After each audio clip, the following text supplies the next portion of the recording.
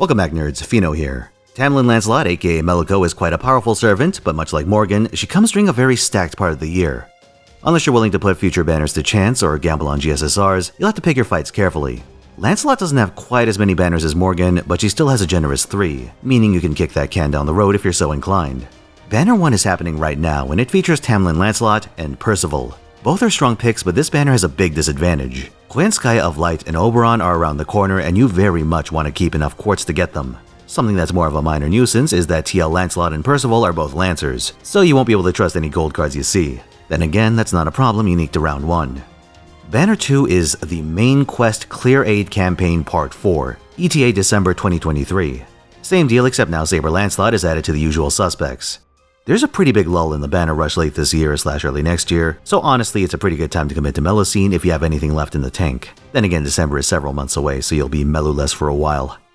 Tam Lin Lancelot's final appearance to date is coming around December 2024 during the Road to 7 campaign. This banner also puts her next to Percival, with the only real notable difference being the presence of Avalon LaFay's Completion Craft Essence, which is normally story-locked. It's technically a stardump, but nothing particularly worth headhunting.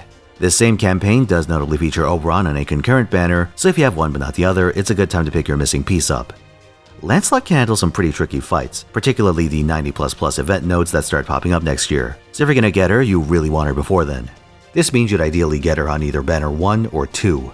The Clear Aid campaign is the safe option in terms of having fewer high-priority targets around that time period, but we have a peculiar disadvantage that the JP server didn't. We got pity early, so we don't have separate 4-star days anymore. This means Saberlot and Percival are going to cannibalize each other's odds. If you only care about Meliko or you need more Saberlots for whatever reason, that's not a big deal. But if you put a lot of value on Percival, then you may have a rough time. So whether you pick banner 1 or 2 comes down to this. If you aren't well stocked to roll for Koyanskaya or Oberon, or if you plan to go hard for the summer servants, then I'd recommend waiting for banner 2 so your budget is less front-loaded. But if you value having Tam Lin Lancelot's power immediately, or you desperately need Percival as a farming arts lancer, banner 1 is going to give you that upfront value. Plus you don't have to worry about Saberlot polluting the pool.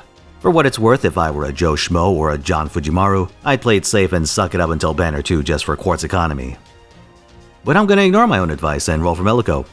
Right now. And by right now, I mean at 3 p.m. Pacific time. Twitch.tv/Finotaisen. On screen, you'll see the results of me breaking discipline and tossing quartz at Tam Lin Lancelot. Roll highlights go up on Fino and Friends, so take a look if you want to see all the awesome Lancers that invade my stream.